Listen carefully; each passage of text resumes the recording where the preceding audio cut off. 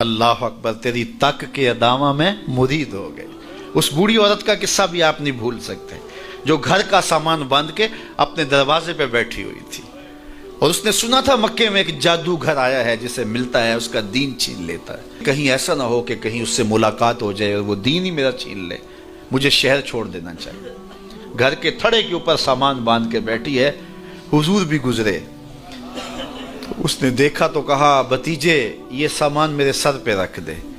حضور نے سامان اٹھایا، دیکھا تو بوجھل تھا، وزنی تھا، اور بڑھیا کو دیکھا تو کمزور تھی، تو کہا کہ بڑھیا اگر چاہو تو جہاں چاہتی ہو میں خود نہ چھوڑا۔ اس نے کہا اس سے بڑی مہربانی کیا ہوگی؟ حضور نے سامان اٹھایا ہوا ہے اور بڑھیا سے باتیں بھی کرتے جا رہے ہیں۔ تو بڑھیا کو کہا کیوں جا رہی ہے؟ اس نے کہا کہ سنا ہے یہاں ایک جادوگر ہے جو لوگوں کا دھرم لوٹ لیتا ہے، لوگوں کا دین لوٹ لیتا ہے۔ میں نے ساری زندگی بتوں سے وفا کی ہے، میرے آبا و اجداد نے بتوں سے وفا کی ہے، میں چاہتی ہوں دین اجداد ہاتھ سے چھوٹ نہ جائیں، آخر اس شہر میں رہتی ہوں کہیں مل نہ جائے۔ خیر حضور نے کچھ نہیں کہا، اس کا سامان نہیں پھینک دیا کہ ٹھیک ہے تم پھر جاؤ۔ سامان اس کا اٹھایا اور جہاں تک اس نے جانا تھا سامان پہنچایا، سامان سپرد کر کے واپس پلٹنے لگے تو اس نے کہا بچے اپنا نام تو بتا دے، لوگ کہیں گے کہ مکہ چھوڑ آئی ہو تو بتاؤں گی ایک جادوگر کے دکھ سے چھوڑ آئی ہوں، تو وہ کتنا برا بھلا کہیں گے شہر مکہ کو کہ جس مکہ سے لوگ نقل مکانی کرنے پہ مجبور ہو گئے، تو میں انہیں یہ بھی بتاؤں گی کہ جس مکے میں جادوگر رہتا ہے اتنا اچھا نوجوان بھی رہتا ہے، تو تیرا نام لیا کروں گی، تیرے قصیدے پڑھا کروں گی۔ تو حضور علیہ السلام مسکرا پڑے، کہا بڑھیا جس جادوگر سے بھاگ کے آئی ہے وہ تیرے سامنے کھڑا ہے۔ اس نے کہا سچ سے آپ ہی محمد ہیں؟ حضور نے فرمایا نام میرا یہی ہے۔ تو اس نے کہا پھر آپ کا جادو میرے پہ چل گیا ہے۔ اللہ اکبر، تیری تک کے ادامہ میں مرید ہو گئے۔ لوگوں کی خدمت کریں، بوڑھوں کے کام آئیں، دکھیوں کے کام آئیں، مصیبت زدہ کے کام آئیں۔ حضور یتیم ہو کے یتیم پرور تھے، لاچاروں کی مدد کرتے، لوگوں کے گھروں میں پانی بھر کے دے دیتے، اور دکھیوں کے کام آ جاتے اور مصیبت زدوں کے کام آ جاتے۔ تو حضور سے پیار کرنے والوں، امت میں آپس میں حسد نہ پھیلاؤ، بغض نہ کرو، نفرتوں کے پہاڑ کھڑے نہ کرو، ایک دوسرے سے پیار کرو، جڑو، امت وحدہ بنے، اور اپنے ماحول کو، اپنی معاشرت کو ایک خوبصورت معاشرت کا رنگ دو، اور اپنی زندگی کو حضور کے نام کر دو۔ حضور علیہ السلام کی محبت سے معاشرے کے دکھ جو ہیں وہ سمیٹے جا سکتے ہیں۔ آقا کریم علیہ السلام نے محبت سے ہی معاشرت کو جو ہے وہ اپنے قریب کیا، اور لوگ ایمان کی دولت سے مالا مال ہو گئے۔ وہ ایک بچہ آیا نا اپنی ماں کے لیے لباس لینے کے لیے، اور پہلے وہ گیا اپنے چچا کے پاس، اس کی ماں بیوہ تھی اور اس کا لباس پھٹ گیا تھا، اور وہ اپنے چچا کے پاس گیا تو اس نے دتکار دیا۔ ماں نے اس کو روکا تھا بیٹا نہ جانا، لیکن اس نے کہا کہ تیرے بدن کے اوپر جو لباس ہے وہ بھی پھٹ گیا ہے اور جگہ جگہ سے جسم جھلک رہا ہے، تو میں اپنے چچا سے آپ کے لیے لباس لے کے آتا ہوں۔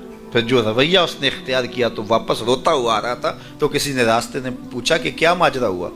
اس نے کہا چچا کے پاس گیا تھا ماں کے لیے لباس لینے، اس نے تو لا کے بھیج دیا۔ اللہ اکبر۔ تو اس نے کہا کہ جا سین حرم میں محمد نام کا ایک شخص بیٹھا ہوا ہے، اگر تو اپنا دکھڑا اس کے سامنے پیش کرے تو وہ امید ہے تمہیں رد نہیں کریں گے، لیکن سن لے ان کا دین کوئی اور ہے۔ اللہ اکبر۔ اپنے ماں کے پاس آیا تو ماں کو کہا کہ چچا نے رلا کے بھیج دیا، لیکن آپ کی حالت مجھ سے دیکھی نہیں جا رہی۔ بچہ ابھی شعور کی منزلوں میں قدم رکھ رہا تھا، پہلے بہت چھوٹا تھا، اب اس کے اندر ایک جذبات تھے بچے کے اندر۔ تو ماں نے کہا کہ بیٹا نہیں ان کے پاس نہیں جانا، سنا ہے کہ جو ان سے ملے دین دھرم چھین لیتے ہیں اس کا۔ اللہ اکبر۔ تو حضور علیہ السلام کے پاس جانے سے ماں روکنے لگی، لیکن بچے نے کہا کہ امی میں پکا رہوں گا، بتوں کا وفادار رہوں گا، تم اس ٹینشن کو، اس پریشانی کو چھوڑ دو۔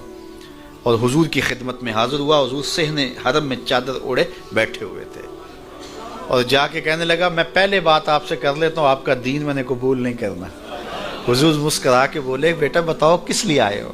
کہا میری ماں بے لباس ہے، میں آپ سے لباس لینے آیا۔ حضور نے چادر رحمت اتار کے اس کے کندھوں پہ ڈالی۔ اللہ اکبر۔ وہ واپس آ گیا اور ماں پر حضور کی چادر اڑائی۔ اللہ اکبر۔ اور ماں نے کہا کہ بیٹے اس نے اپنا دین تو نہیں تجھے دیا؟ کہا نہ میں نے پہلے کہہ دیا تھا تیرے دین نہیں مانوں گا۔ ماں کہنے لگی پتر اس کا دین ماننا چاہیے، یہ جس نے رحمت کی چادر ہمارے سر پہ تان دی۔ کچھ لوگ کہتے ہیں جی بس میں تو اللہ کی مخلوق کی خدمت کرتا ہوں، میں تو حج بھی نہیں کیا، اس کے پیسے بھی غریبوں کو دے دیے۔ وہ تبلیغ کرتے ہیں لوگ کہ جناب قربانی کے پیسے بھی اگر غریبوں میں دے دیے جائے تو یہ زیادہ اچھا ہے، ان کی مدد ہو جائے۔ تو وہ اس خدمت خلق میں اتنا غلو کر جاتے ہیں کہ وہ اسلام کے شعار کا مذاق اڑانے لگ جاتے ہیں، اور جو عبادت والے ہیں انہیں ہمسائے کو دیکھنے کا موقع بھی نہیں ملتا۔ اور آپ جانتے ہیں کہ جب ایک بستی کو برباد کرنے کا حکم دیا گیا تو کہا کہ یہاں تو ایک شخص رہتا ہے جس کا سر سجدے سے اٹھتا ہی نہیں۔ کہا میرے بندوں کے اوپر قیامتیں ٹوٹیں اور ان کے اوپر ظلم اور جبر کے پہرے ہوں اور اس کے ماتھے پہ شکن نہیں آتا، اس کے سمیت ہی بستی کو لٹ کے رکھ دو۔ یار عبادت کرتے ہو لیکن ہمسایوں کا خیال بھی رکھو۔ میرے حضور علیہ الصلوۃ والسلام نے لعاب پھینکا نا تو صحابہ نے اپنے ہاتھوں پہ لے کے اپنے منہ پہ مل لیا۔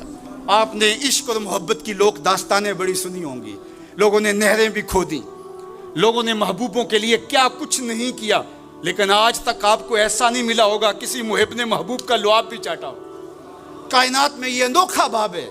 تو حضور علیہ الصلوۃ والسلام نے فرمایا کہ تمہیں اس چیز پر کس نے ابھارا کہ میرا لعاب بھی اپنے چہروں پہ مل رہے ہو؟ تو انہوں نے کہا اللہ اور اس کے رسول کی محبت نے۔ تو میرے حضور نے اس کی نفی نہیں کی، لیکن ساتھ ہی فرمایا اگر کوئی چاہتا ہے کہ اللہ اس کے رسول سے محبت کرے اور اللہ اور اس کا رسول اس سے محبت کرے تو وہ ہمسایوں کے حقوق کا خیال رکھے۔ یعنی تمہارا یہ پہلو بھی، تم عاشق رسول بھی ہو لیکن ہمسایوں کا بھی تو خیال رکھو۔ تمہارے گھر پہ جھنڈا تو لگا ہے حضور کے میلاد کا، لیکن اگر ہمسایوں کے گھر میں اندھیرا ہے تو یار اپنے گھر میں اس سال اگر چراغاں نہیں کر سکے، غریب ہمسائے کا میٹر کٹ گیا اس کا بل دے دو، آمنہ کا لال زیادہ خوش ہوگا، میلاد والا رسول زیادہ خوش ہوگا۔ اس لیے دونوں پلڑے برابر رکھو، نہ تو عبادات کے زعم میں تم خدمت خلق کو اور ہمسایوں کے حقوق کو، رشتہ داروں کے حقوق کو بھول جاؤ، اور نہ یہ کہ تم خدمت خلق کے نام پہ عبادات کا مذاق اڑانے لگو۔ وَكَذَلِكَ جَعَلْنَاكُمْ أُمَّةً وَسَطًا۔ ادارت المصطفیٰ دونوں بازوؤں کے ساتھ اڑنے کی فکر رکھتا ہے، اور امت وسط کے مزاج کو لوگوں میں راسخ کرنا شروع ہوتا ہے۔ ظاہر ہے جب کبھی اس بازو پہ زور پڑے تو کبھی اس بازو پہ زور پڑے تو بازو جھکنے لگتے ہیں، تو میرا اللہ مدد کرتا ہے، نصرت دیتا ہے۔ تو کبھی ہمارے کسی بازو پہ فتویٰ بھی آ کے جو ہے وہ زور ڈالتا ہے، کبھی کسی فتوے کا میزائل لگتا ہے، لیکن ہم تو بلے شاہ کی بولی میں کہتے ہیں بلے آلو کی تینوں کافر کافر آکھن تو آہو آہو آکھ۔ ہمارا کام الجھنا تھوڑا ہے، ہم نے تو آگے بڑھتے ہی چلے جانا ہے، اور ہماری منزل تو مدینہ ہے، ہم نے تو اس کی طرف عازم سفر رہنا ہے۔ ادارت المصطفیٰ ایک فکر کا نام ہے، اور وہ فکر جو مدینے کی ضیاؤں سے پھوٹتی ہے، گنبد خضرا کے جمال کی روشنی ہے، اور وہ مصطفی نہیں ہو سکتا جس کے دونوں بازو میں سے ایک بازو شل ہو۔ حضور کی امت سے جس کو پیار نہیں ہے، حضور کی امت سے جس کو محبت نہیں ہے، حضور کی محبتوں کا کبھی بھی